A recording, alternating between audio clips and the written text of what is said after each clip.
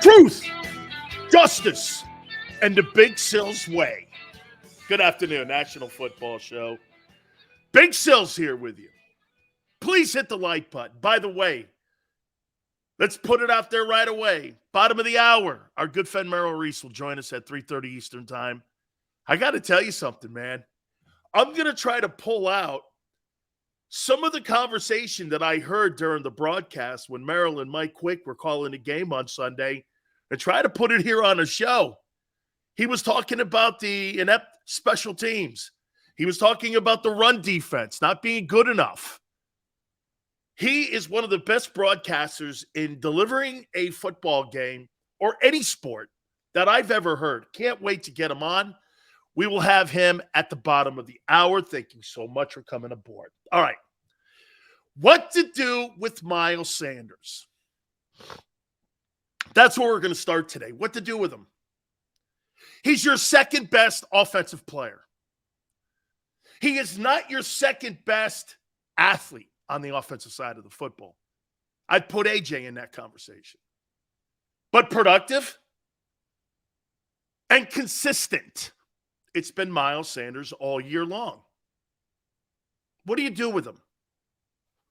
Are the Philadelphia Eagles really going to allow a player to walk out the building that is in the same line with Brian Westbrook, Shady McCoy? Are you going to allow a guy like that to walk out the building? He's arguably one of your top 3 running backs that you have ever had in your franchise. Are you going to let him walk out the building? The importance of the position, the importance of Miles Sanders to Jalen Hurts and his development. What do you do with him? If you took Miles Sanders off of that offensive football team in Philadelphia, what would it look like? Would he be a piece that you would truly miss if you took him off that offensive huddle? Again, the most important position on the offense is the quarterback. Is Miles Sanders more important than A.J. Brown? Yeah. Is Miles Sanders more important than Dallas Goedert? Yeah. Is he more important than Devonta? Of course he is. And here's why he is. You're not a passing offense. You are a run-centric team. Whenever you get in trouble, it's not about throwing the ball down the field. It's about running the ball down the field. Hence, you just ran 49 attempts on Sunday. You revert back to being what you do and who you are the best at, and that's running the ball. Goddard is a massive loss in the passing game, but you're not a passing offense. You are a run-first, dominant team, and it runs through your quarterback and your running back. Miles Sanders would be an incredible loss. Not that Dallas isn't. Rich, appreciate you coming aboard. Miles Sanders is more of a loss if he's not in that backfield than Goddard is. You just won a game against the Packers. You're not winning that game without Miles Sanders on the field. You're not. You're not winning that game.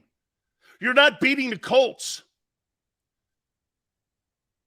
That guy he's on pace for 1,400 yards. He's going to the Pro Bowl.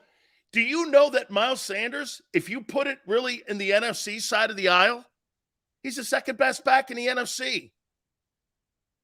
Dalvin Cook, Saquon Barkley, Miles Sanders. There's your 3 backs in the Pro Bowl. And if you're looking all pro, he's in the conversation this year. People are saying he's replaceable. So then you're going to put more workload on your quarterback to run the ball more? He'll never make a 5-year career. Look at how dumb that is. The only reason that Jalen Hurts has not been hurt right now is because your running back takes half of the pounding that your quarterback does. How idiotic. Dude, it's not like you're a passing team. You're not. Your quarterback won't go for $4,000. He won't throw for 30 touchdowns. It's not a passing offense. It's a run-dominant team. You're going to have one back with 900 yards, the quarterback, and you're going to have another back with 12 to 1,400 yards. You tell me.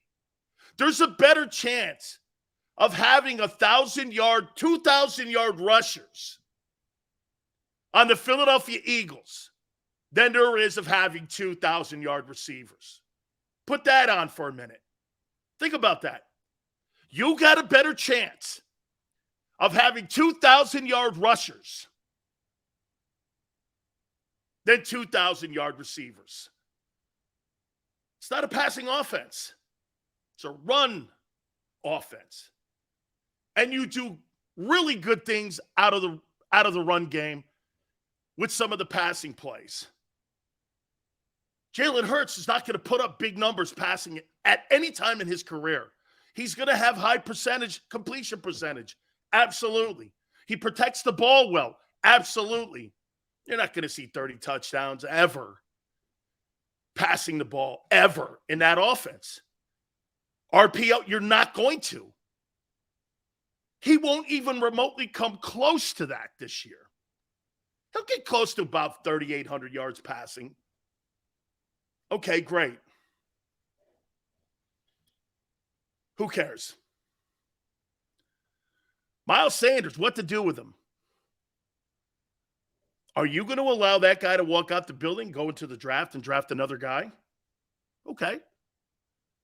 Miles Sanders is going to get paid. Okay? He's going to get paid. He's Miles Sanders, Chubb, or Jacobs, or Henry, Dalvin Cook. Those guys all make big money. They make $12 to $13 million a year. There is no way Howie Roseman's paying that guy that kind of cash. You watch Miles Sanders end up in Kansas City.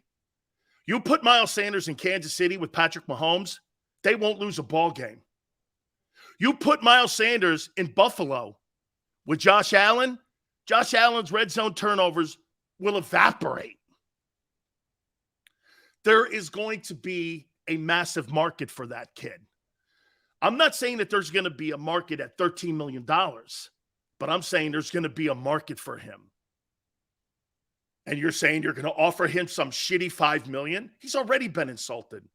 In my opinion, Miles Sanders does not want to play in Philadelphia any longer. I wouldn't. Why in the world would I want to play in Philadelphia? You've insulted me already. You let me go into a final contract year. If you're not going to do that to Jalen, you did it to Miles Sanders. You've already taken a shit on him. You've already taken a complete shit on Miles Sanders. The organization doesn't believe in him as a future piece of that team, and they've not offered him a contract, and he's going to walk at the end of the season. I would too. It's a complete insult. He's been the second most important player in that offensive huddle, and the Philadelphia Eagle management took a shit on him. I don't know how else you look at it. And the way he's running this year dictates that. And if you think you're going to replace Sanders with Kenneth Gainwell and that dude Boston, good luck. The quarterback will be carrying it 35 times a game, and he'll last half a season. Congratulations. You're going to wear your quarterback out like they did Cam and every other running quarterback, because you know why? That has been the MO. Run these guys until they break. And that's what they do. And this is why those running quarterbacks don't last. Because of personnel decisions like this. This is it. I would leave. Why would I stick around? Xander's like, Hurts should be between 7 and 9 carries a game most. 18 carries, 17 carries. You take Sanders off that team, it goes up to 20. And how are you going to develop a passing game when your quarterback's running the ball 20 to 25 times a game? Devonta Smith, I'll even go double down on my bet that he'll never in his history as a Philadelphia Eagle ever have 1,000 yards receiving. Ever. Ever. The importance of Sanders, or a player like him, is important. You keep him. Hey, JM, you keep Gainwell, I'll keep Miles Sanders. You keep him. Kenneth Gainwell is a dude. He's a dude. He's a dude. The little Boston guy, he's a dude. He's a dude. I love it, man. Miles Sanders is running for a contract, and he's auditioning for 31 other teams. I love it. Have you ever saw a running Super Bowl team? Lately? No. No.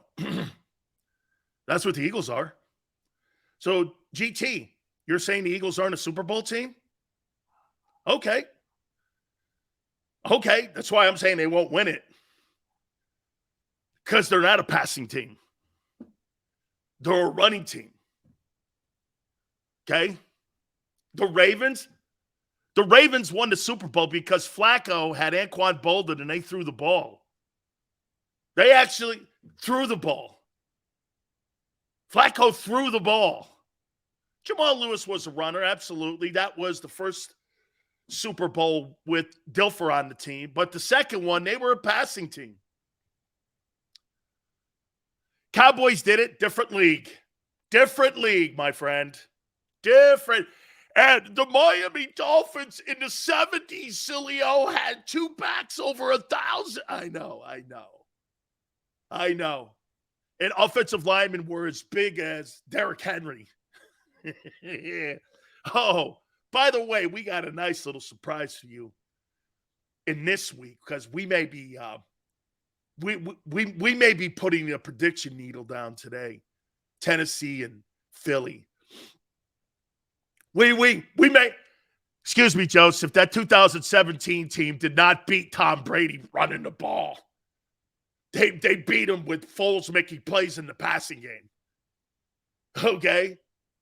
In the passing game. He threw for like 357 in that game. Let's not forget that. Yeah, baby. Yeah. Miles Sanders. See ya. Wow, there's going to be, so you're going to lose one Pro Bowl player already, then another one in Kelsey. So you'll have two Pro Bowl players off that team next year. Oh. Okay. Okay. Your 1,000-yard back and your Hall of Fame center are gone. Like, yeah. You get to save some money, though, because Howie likes that. There's $10 million with Jason Kelsey gone. And you don't have to worry about paying $10 million in your running back. So you save about $19 million. How you doing? All right. Congratulations. Looks like Jordan Davis may be activated to play this weekend. I know that he's eligible to come off injured reserve today, and I think he has come off injured reserve already. And they've got a couple days to figure out whether or not they're going to play him in the Tennessee game. I would assume they play him in the Tennessee game. I would assume they play him. They should play him. They'll probably put him on a pitch count. You know, he's needed. It's going to be a good rotation. Okay? Jurgens is learning from the best. Oh, okay. I hope he's a Hall of Famer. Jurgens will be fine. Seamless transition. Yeah, because the center position is always the easiest to pick up. You're in charge of blitzing and odd and even fronts and all that, right? Yeah, I'm sure he'll pick that up right away. I'm not be seamless. Be a seamless transition. Let's get to the topics. This is a good one here. Can this Tennessee Titan team beat the Eagles Sunday? Oh, you bet they can. They've got all the components to do it. They've got a frontline defensive tackle and also a defensive line that is dominant at the point of attack and this is going to be a good match. This is going to be a wrestling match. I'm looking forward to this game Sunday. And you can't stop the run. And guess who's coming to town? King Henry. You can't stop the run. So Jordan Davis, a rookie, you're taking him and two dudes that were at the dollar store 2 weeks ago to stop King Henry. I don't believe it. Your Pro Bowl secondary slot corners out for the rest of the year. I don't pretend to sit here and believe that Ryan Tannehill is the guy that's going to throw for 700 yards in a game. But personally, I don't think you beat the Titans Sunday. I don't think you beat them. I think you're hurt everywhere. Do I think, when healthy, the Philadelphia Eagles are a better team? Absolutely. Going into this game, I don't know.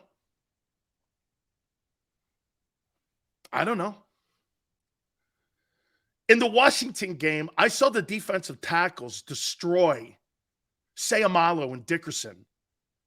Tennessee has the same guys, but this kid, Jeffrey Simmons, he could be the best defensive tackle in the NFL right now. They get after people. They're good. They're well coached. And I think the Titans are going to win this game Sunday. I think Derrick Henry's going to go for 175 yards on you. Who's stopping him? Your D-line, which is in the 20s? Because Jordan Davis is back. Jordan Davis versus an all-pro running back who's the best in the game. I don't believe it. I don't believe it. Here's going to be a great test. You struggled the last month stopping the run, and the best back in the game is coming in? I don't know how I'm supposed to sit here and lie to you and tell you, oh, Derrick Henry, the best back. Are you under some crazy notion, Chris, that Derrick Henry can't go for 175? Do you know him, O.J. Simpson, and Adrian Peterson have the most 200-yard rushing games in NFL history? You're under some guise that this guy is not going to Canton. You're watching a back in his prime who's going to Canton. He is the best running back that you will play in the last 2 years. Now, the Titans' O-line, on the other hand, 3 of the 5 guys, I don't believe are all that hot. And the center's been in and out of the starting lineup. This is going to be a good one. This is a double mouthpiece game. This is one of those games where you better bring extra padding. How you doing, baby? Oh, yeah. Oh, my God. I can't wait to hear your excuse on Monday. Sean, come Monday, baby. Titans. They going to hang another L on the Eagles on Sunday. You're too banged up. Your corners are hurt. Your slot corner's out. Your defensive line gives up chunks of yardage. And you got Derrick Henry rolling in. And the Titans' defensive tackles can stop the run. They're good. They're not good. They're great. That kid Simmons is spectacular. How you doing? I had to say it. I looked at it today and I said, legitimately, do I really think that this Titans team is good enough to beat the Eagles on Sunday? Yeah, I do. You got 0 tight end. Your wide receivers have been a non-factor for a month. Your quarterback and your running back are the only thing carrying the mail for that team right now. And you haven't played better football since that Vikings game. You've played shitty teams, and you've been better. And you've kind of like crossed the finish line. There's no dominant performance anywhere in the last month and a half. Nowhere. And when you had to play a team that had a winning record, you got beat. Titans have a winning record rolling in, my opinion, and a better coach. Mike Vrabel's a better coach than Nick Sirianni, and by far a better coach. Oh, and by the way, Jim Schwartz is also a consultant to the defense. No wonder they're aggressive when they get after people. How you doing? Yes, sir. Yes, sir. It's going to be a football game, man. Oh, and by the way, that phenomenal special teams, I'm sure that'll do a really great job too, man. Spectacular special teams. How you doing, man? Look at Anthony. This clown picks the Titans. Then when the Eagles win, we will sarcastically say, oh, they did what they were supposed to do. Sileo is a clown. Wait a minute. You got the best back coming into the NFL. Check. And the NFL coming into Lincoln Financial. Check. You don't stop the run. Check. Your secondary's banged up. Check. Your special teams blows. Check. Your offense has not been very productive when it comes outside of Jalen and Miles Sanders. Check. I'm like, what? You're making it sound like you're playing elite football. Your quarterback is. Your quarterback's playing elite football. Would you say that in the last month, would you say A.J. Brown's playing elite football? Hey, I like that idea. Let's do that. Let's do that. Jalen Hurts. Is he playing elite football? Hurts. Absolutely. Yes. AJ, no. Devonta, no. Miles, yes. Your tight ends, no. You got two dudes. They got one guy. Well, 1.5 with Tannehill. You don't have this gigantic advantage. When Goddard and AJ and Devonta and everyone's all together, there is an advantage. You don't have that much of an advantage going into this game. You don't. Your O-line's better. Okay? Look at Richie. Is Tannehill? No, Tannehill's not an advantage. Tannehill can win games, though. Let's not forget, you lost to Tyler Heineke and Daniel Jones in the last 2 years. Let's not make it sound like, hey, we just beat Aaron Rodgers. Again, Aaron Rodgers, Kirk Cousins are in the MVP conversation. By the way, our quarterback rankings, we're going to do them. Our top 10 NFL teams, week 13 of the NFL. Also, what coaches, according to Vegas and Atlantic City, will be the next coaches fired? We got that out there for you, too, as well. Wide receivers are better? Really? Where'd they been the last month?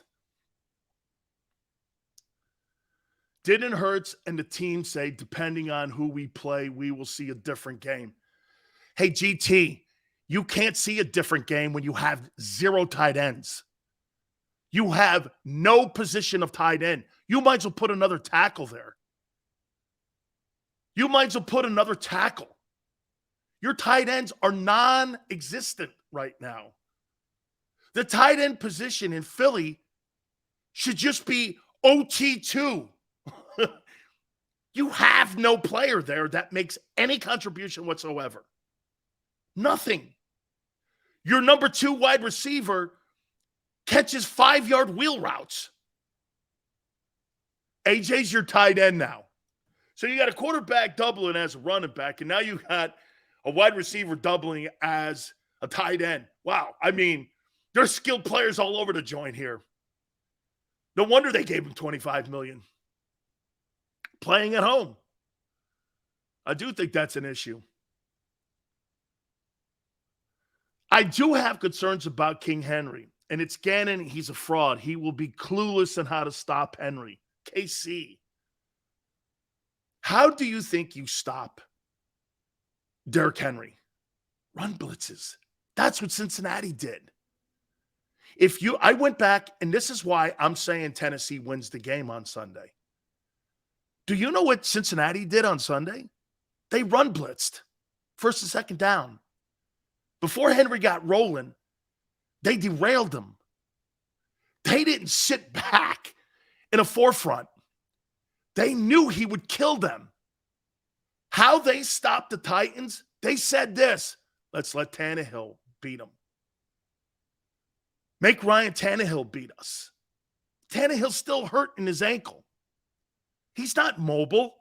Why wouldn't you blitz somebody that has an ankle injury? Jonathan Gannon is set up for failure because this is who he is. He's not blitzing Derrick Henry and the Titans. This is not what he does. It's not who he is.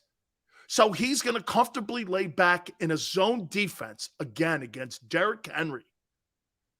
If that's the case, you may lose a DB this weekend because that freight train's coming. It's not so much about the talent on the Eagles. I think it's the scheme that's going to be their undoing. I watched the 22 Cincinnati game.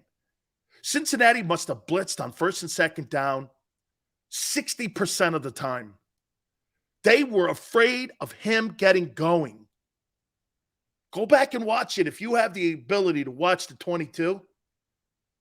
They were bringing blitzes on first. Gannon will never do that. That's not what he does. See, people will go, look at Gannon's numbers. Yeah, because he hasn't played a high-profile quarterback all year outside of Rodgers. Nobody's going to put up 37 points against an Eagle team. There's nobody in the NFC that can. What quarterback is going to put up 37 points? It may have been right. Well, they put up 30. A 4-8 Packer team put up 30 points on you. Put up 30 points. A team 4-8, 4-7, whatever they are.